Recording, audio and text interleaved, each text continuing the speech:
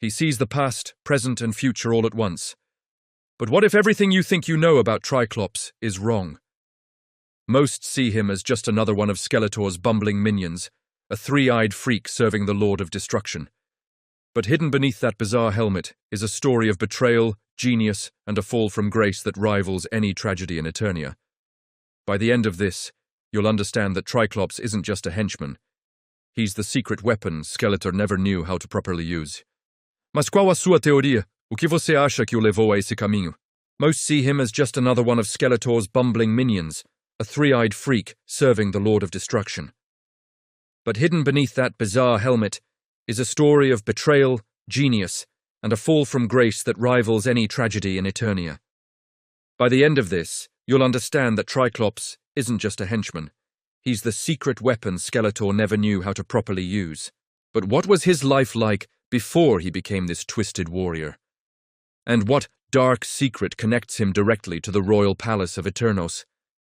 Before he was the master of spies, he was a man named Tridor. And he wasn't a villain. In fact, he was one of the most respected figures in all of Eternia, a brilliant swordsman and a master tracker, second only to the legendary man-at-arms himself. Tridor was a proud member of the Royal Guard, a friend to Duncan, and a loyal servant to King Randor. His skills were so renowned that he was often entrusted with the most dangerous missions, the ones no one else could handle. He was a hero, celebrated and admired. So, what could possibly happen to turn a champion of Eternos into one of its greatest threats? The answer lies in a mission that went terribly, terribly wrong. A fierce battle raged in the Mystic Mountains. Tridor and a squad of royal guardsmen were ambushed by a vicious warlord and his army. The fight was brutal. Tridor fought with the skill of a master, but he was overwhelmed. A devastating blow from an enchanted mace struck him down, shattering his helmet and blinding him. He was left for dead on the battlefield, abandoned by his comrades who believed him lost. But he wasn't dead. He was found, but not by friends. He was discovered by Skeletor's forces, who saw not a broken soldier, but an opportunity. Skeletor, recognizing the strategic mind behind the warrior, saw potential. He took the blinded Tridor back to Snake Mountain. But Skeletor wasn't interested in healing him. He was interested in creating a weapon. He enlisted the help of the twisted, sorcerer scientist, Trapjaw, to forge a new kind of vision for the fallen hero. They crafted a helmet, a technological marvel fused with dark magic, fitted with 3 cybernetic eyes. One eye could see through any object, another could see into the distant future, and the third could see into the past. When Tridor awoke, his world had changed forever. He was no longer Tridor, he was reborn as Tri-Klops. But this new power came at a terrible cost. The constant flood of information from his 3 eyes, seeing all of time at once, shattered his mind. The man he once was, the hero, the friend of Man-at-Arms, was buried under an avalanche of temporal chaos. His memories became fragmented, his loyalty twisted. Skeletor manipulated this confusion, feeding him lies about his abandonment, convincing him that his old friends, the very people of Eternos, had left him to die. The pain of betrayal, amplified by his fractured psyche, turned his grief into pure cold rage. He now saw the heroes of Eternia not as comrades, but as the architects of his suffering.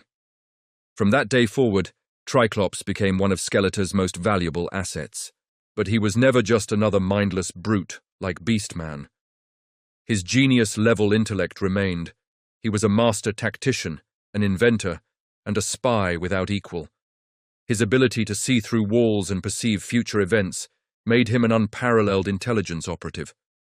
He designed and built countless machines for Skeletor, including the infamous Doomseekers, robotic spies that plagued the heroes relentlessly. Yet, was he truly loyal to Skeletor, or was there another, more personal agenda driving him? This is where the story gets even darker. Tri-Klops was smart, maybe too smart for his own good. He saw Skeletor's repeated failures, his egotistical blunders, and his inability to properly harness the power at his disposal. Deep within his broken mind, a new ambition began to grow. He started to see Skeletor not as a master, but as an obstacle. He realized that with his intellect and his unique vision, he could be a far more effective ruler of Eternia. The servant began to dream of becoming the master. This wasn't just about revenge against the heroes anymore. It was about power. His quiet rebellion started subtly. He would build devices with secret backdoors only he knew about. He would misinterpret his visions of the future, to lead Skeletor into calculated failures, weakening his master's position while making himself seem indispensable. He formed his own secret alliances, often with other ambitious villains who also chafed under Skeletor's command. Tri-Klops was playing a long game, a game of cosmic chess, that no one else on Snake Mountain, not even Skeletor, could fully comprehend. He wasn't just a henchman, he was a silent usurper, waiting for the perfect moment to strike. And that brings us back to the beginning. The secret connecting Tri-Klops to the royal palace isn't just that he used to be a guard, it's the knowledge he carries. With his ability to see the past, present, and future, Tri-Klops knows secrets that could shatter the entire kingdom of Eternia. He knows the true lineage of Prince Adam. He knows the hidden history of Castle Grayskull. He knows every weakness, every fear, and every secret held within the palace walls. He is a walking, talking existential threat to everything the heroes hold dear. Skeletor's greatest mistake was never in underestimating He-Man. It was in underestimating the broken hero he twisted into his own image. He gave a genius a reason for revenge, and the tools to see every possible path to achieving it. Tri-Klops is not just a three-eyed warrior. He is a tragic figure, a fallen hero whose brilliance was turned into a weapon against the very world he swore to protect. And every day he plots, he waits, and he watches, seeing the one future where he, not Skeletor or He-Man, sits on the throne of Eternia. Thanks for watching. If you want to uncover more dark secrets from the world of Masters of the Universe, make sure to subscribe and hit that notification bell. See you next time.